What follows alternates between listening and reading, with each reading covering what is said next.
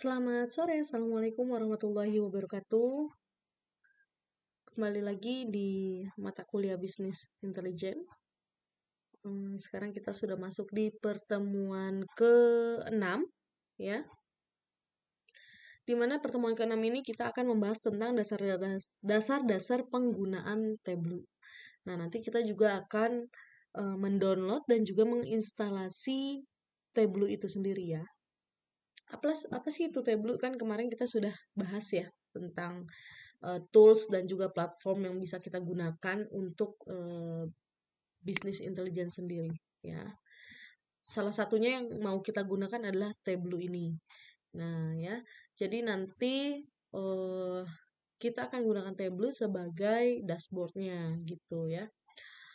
Oke, Tableau itu adalah tools ya yang memang bisa kita manfaatkan untuk data visualisasi ya, salah satunya.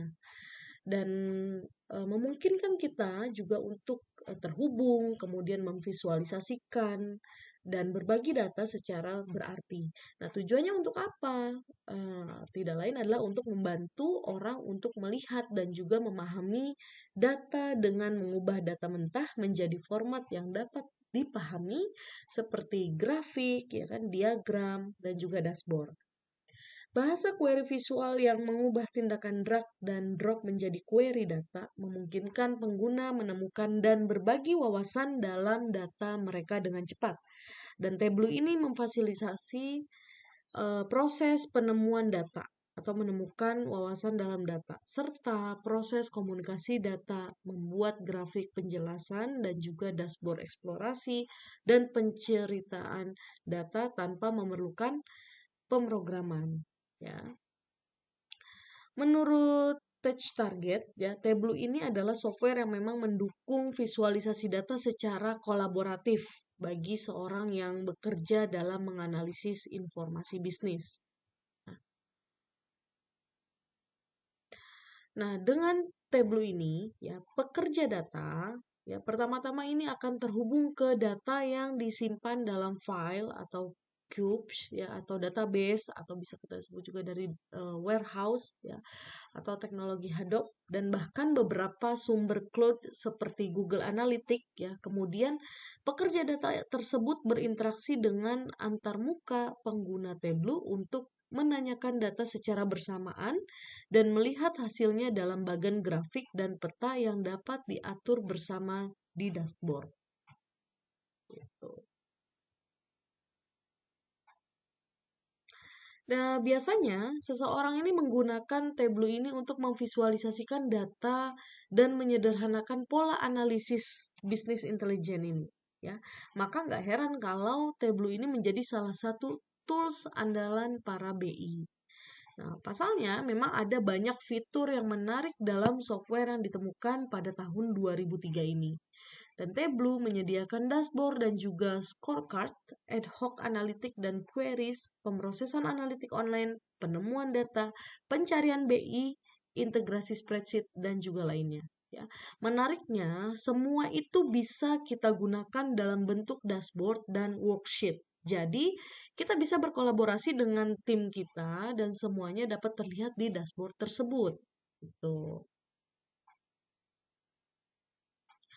Nah, kelebihan Tableau ya antara lain ada beberapa di sini. Yang pertama adalah kemudahan pengguna, ya. Tableau itu dirancang dengan antarmuka pengguna yang intuitif, memungkinkan pengguna dengan berbagai tingkat keahlian dapat dengan mudah membuat visualisasi data yang menarik dan juga informatif tanpa memerlukan keterampilan pemrograman atau keahlian teknis yang mendalam. Kemudian konektivitas data yang luas. Tableau ini mendukung berbagai sumber data ya, termasuk spreadsheet, basis data relasional, data cloud ya, sumber data big data yang memudahkan integrasi dengan berbagai jenis data yang memungkinkan dimiliki oleh perusahaan ataupun individu. Kemudian visualisasi yang interaktif. Nah, di Tableau ini juga memungkinkan pembuatan visualisasi interaktif yang memungkinkan pengguna untuk menjelajahi data dengan lebih mendalam. Fitur interaktif ini mencakup filter, parameter, dan juga kemampuan untuk membuat dashboard yang dapat diakses dan dimengerti oleh pengguna lainnya. Kemudian ada skalabilitas dan ketersediaan di awan. Maksudnya apa? Tableau server ini dan juga Tableau online memungkinkan organisasi ini untuk menyimpan dan juga berbagi visualisasi data secara efisien di awan. Ini memberikan fleksibilitas dan juga skalabilitas dalam mengelola data dan memastikan ketersediaan yang baik. Komunitas yang kuat dan juga sumber daya pelatihan. Nah, di Tableau memiliki komunitas pengguna yang besar dan aktif dengan berbagai sumber daya pelatihan, forum diskusi, dan dukungan online. Ini mempermudah pengguna untuk memperoleh bantuan dan berbagai pengetahuan. Yang keenam, kelebihannya adalah penyediaan berbagai jenis visualisasi. Nah, jadi Tableau ini menyediakan berbagai jenis visualisasi, ya, termasuk diagram batang, ya, kemudian grafik lingkaran, peta, dan sebagainya yang memungkinkan pengguna untuk memilih jenis visualisasi yang paling sesuai dengan data mereka, gitu ya.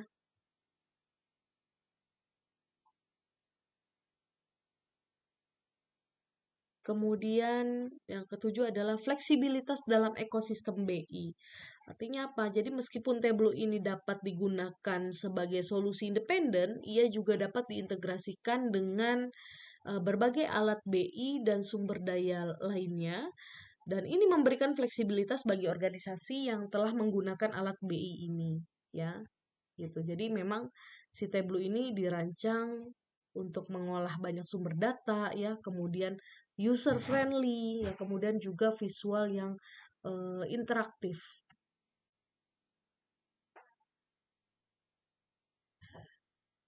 Oke, berikut beberapa aspek daripada ekosistem yang disediakan di Tableau. Ya, ada beberapa di sini ya.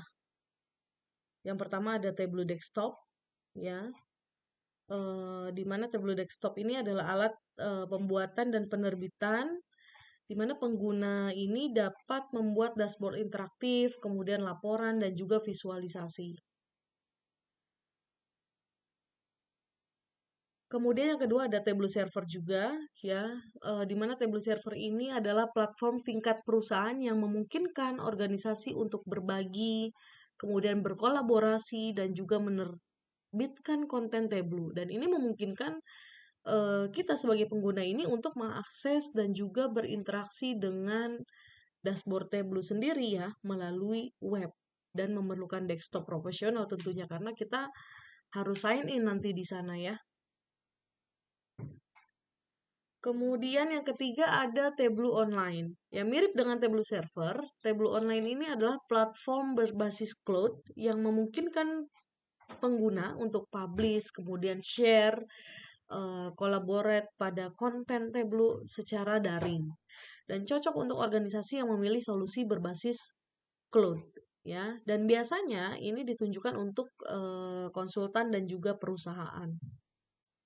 Kemudian ada Tableau Public. Nah, ini versi gratisnya dari Tableau yang kita gunakan ya.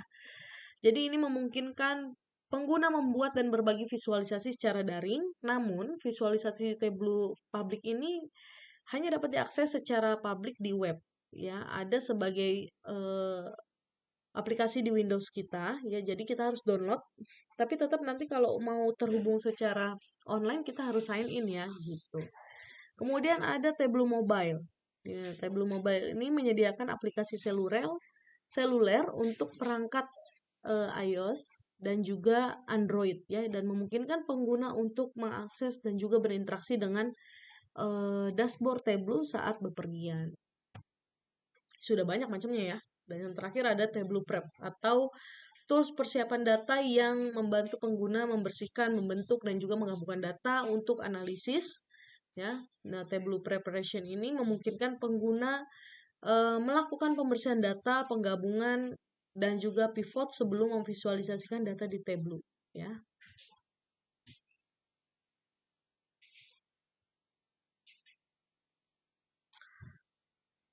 Oke, ini ada dua produk kecil lainnya ya, ada Tableau Public Premium dan juga Tableau Reader. Ya, jadi kalau Public Premium ini layanan berlangganan tahunan yang memungkinkan pelanggan mencegah visualisasi yang di hosting ya di Tableau Public mengunduh buku kerja dan juga mengakses data yang mendasarinya dan juga memerlukan pembelian desktop profesional. Kemudian ada Tableau Reader. Tableau Reader ini aplikasi Windows gratis yang memungkinkan pengguna untuk membuka file buku kerja atau di Tableau ya, yang disimpan dan untuk melihat dan berinteraksi dengan visualisasi yang telah dibuat dan juga disimpan secara lokal dengan Tableau Desktop dan bisa diunduh di web melalui Tableau Public. Baik, lanjut. Untuk keputusan untuk memilih jenis Tableau di atas dapat ditentukan sesuai dengan alasan berikut ya. Bisa berdasarkan konektivitas, ya jadi sumber data apa yang perlu kalian akses, kemudian distribusi, ya siapa yang ingin Anda lihat, ya dashboard, dan juga bagaimana kita membaginya dengan mereka, kemudian otomasinya seperti apa, apakah kita memerlukan pekerjaan kita ini untuk memperbarui secara otomatis pada jadwal penyegaran atau tidak, dan juga berdasarkan apa keamanan ya. Jadi apakah kita memerlukan tingkat keamanan lokal atau dapatkah pekerjaan kita ini disimpan di cloud gitu. Ya, gambarannya seperti ini. Ya. Kemudian untuk Tableau yang public sendiri, kalian bisa downloadnya di website resmi Tableau-nya ya, yaitu di www.tableau.com/product/public/download, atau kalian bisa langsung klik linknya yang ada di slide kalian ini. Nanti bisa langsung download di sana. Dia kalau nggak salah besarnya berapa ya? Sebentar. Oke, dia lumayan besar ya, sekitar 500 MB-an ya. Jadi sabar-sabar aja deh downloadnya. Ya, tapi free kok. Dia nggak pakai berbayar, tapi kita harus regis di sini ya. Pakai email ya, pakai email Gmail aja nggak apa-apa. Supaya nanti kita bisa login juga di sana ya. Gitu. Nah, nanti kalau sudah di-download, kalian bisa install ya. Cara installnya sama seperti yang ada di slide, tinggal diklik I have read aja, kemudian diklik installnya. Kemudian tunggu progresnya sampai dengan selesai. Nah, kalau sudah tampilannya nanti akan seperti ini ya.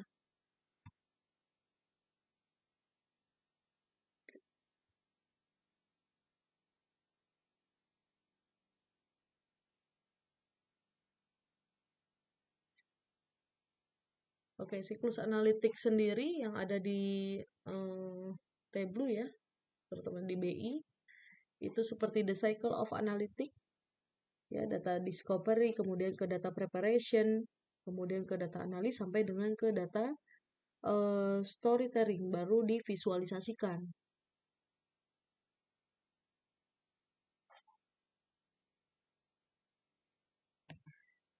Lanjut. Jadi data discovery ini adalah data discovery ini dapat dengan mudah menjelajahi kumpulan data yang menggunakan Tableau dan juga mulai memahami data apa yang kita miliki secara visual.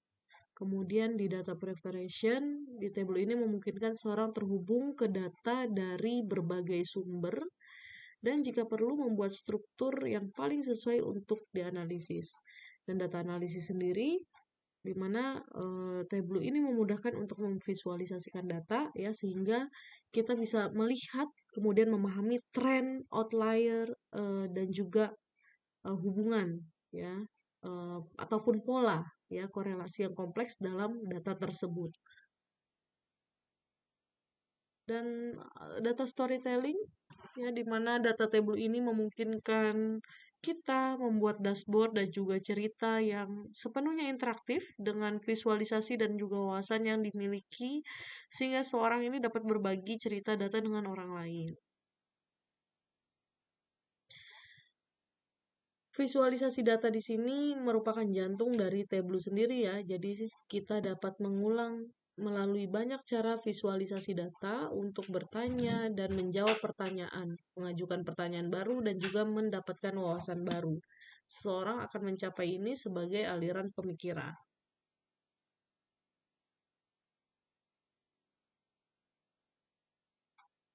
Nah, ini untuk menghubungkan data di Tableau, kita bisa dari berbagai sumber ya. Apalagi kalau memang dia Tableau-nya desktop profesional. Ya, bisa dari file Excel, ya CSV, Access, ya kan? Ataupun dari database ya, database relasional seperti MySQL, Oracle, ya kemudian dari teknologi Hadoop, ya, ataupun dari sumber cloud, ya, seperti Google Analytics dan juga Salesforce. Kalau di Tableau desktop personal dan public itu hanya mengizinkan pengguna untuk terhubung ke Excel, akses file koma delimited dan juga sumber OData. Dan Table Reader sendiri hanya membuka paket buku kerja Tableau atau TXBX. Ya. Nah, tampilan Tableau-nya seperti ini ya nanti kalau sudah dibuka. Nah, jadi kalian bisa instalasi dulu, ya baru nanti bisa klik file. Untuk opsinya di bawah judul navigasi to a file itu dapat diakses dengan Tableau Desktop personal. Jadi semua kemungkinan koneksi data termasuk ke data yang berada di server dapat diakses dengan Tableau Desktop profesional ya. Kemudian di bagian bawah navigasi kiri ada beberapa sumber data yang disertakan dengan setiap unduhan Tableau yang terdiri dari Excel ya, text file itu CSV gitu ya, terus JSON file, akses sampai dengan ke file statistik. Nah, di modul ini, di pertemuan 6 itu dia akan pakai data CSV, ngambil datanya dari Kaggle. Kebetulan ngambil datanya itu tentang penjualan video game ya. Jadi akan ada hubungan, akan menghubungkan file ini ke dalam tabelnya ya. Jadi pilihnya itu text file, kemudian pilih filenya di dalam data directory. Nah, biasanya ini harus ada di dalam data directory tabelnya khusus ya. Itu sebentar. Nah, jadi filenya nanti yang akan kita gunakan itu kita bisa taruh di C ya, kemudian di user ya, nanti akan ada folder khusus dari si My Tableau ini sendiri ya. Jadi dari aplikasinya nanti dia akan buat folder yang namanya My Tableau ya, ada di dokumen My Tableau, kemudian ada repository ya, My Tableau repository data source. Nah, kita taruhnya itu di folder data source-nya seperti ini. Nih ya, kalau saya bisa kasih lihat ini. Nah, ini akan ada, nah ya, dia ada di table repository data source ya. Nah, di sini saya sudah download nama filenya VG Sales, ini dalam bentuk CSV. Nah, nanti data ini akan kita buka di Tableau gitu. Nanti kalian bisa juga download data ini di Kaggle ya, tapi harus login dulu, memang harus regis dulu. Jadi regis aja pakai email dan baru itu kita bisa download. Jadi di sana ada berbagai macam dataset yang bisa kalian download gitu ya. Biasanya sih bisa digunakan buat penelitian-penelitian gitu. Oke, ini sudah. Kemudian, nah nanti ketika sudah diimport ya, dia akan masuk nih ke sini gitu ya. Tadi kan nama filenya FG Sales ya. Kalau kita tadi pilih yang text file, kemudian kita pilih langsung FG Sales dalam bentuk CSV, nah nanti dia akan langsung masuk datasetnya ke sini. Dan memang datanya itu ribuan ya, bisa dilihat di sini 16.000 sekian. Kalau kalian nanti download juga itu akan besar sekali datanya. Dan itu read only. Tadinya saya juga mau ambil sampel aja, tapi ternyata nggak bisa ya, karena memang dia ini read only dalam bentuk CSV. Oke, nanti interface tabelnya dari data ini kita bisa tarik apa namanya, fieldnya ya, mau kita lihat, mau kita buat grafiknya ya, atau mungkin kita bisa lihat apa namanya, diagram batangnya, trennya di genre apa ya, berdasarkan tahun atau berdasarkan platform itu bisa gitu ya. Jadi kita bisa visualisasikan datanya di Tableau ini gitu. Nah, nanti kalian tinggal baca-baca saja di sini ya untuk interface Tableau-nya, buat nanti coba-coba dipraktekkan ya. Atau kalau memang masih bingung, kalian bisa search juga ya cara penggunaan aplikasi Tableau ya di apa namanya di YouTube gitu kan itu juga banyak ya.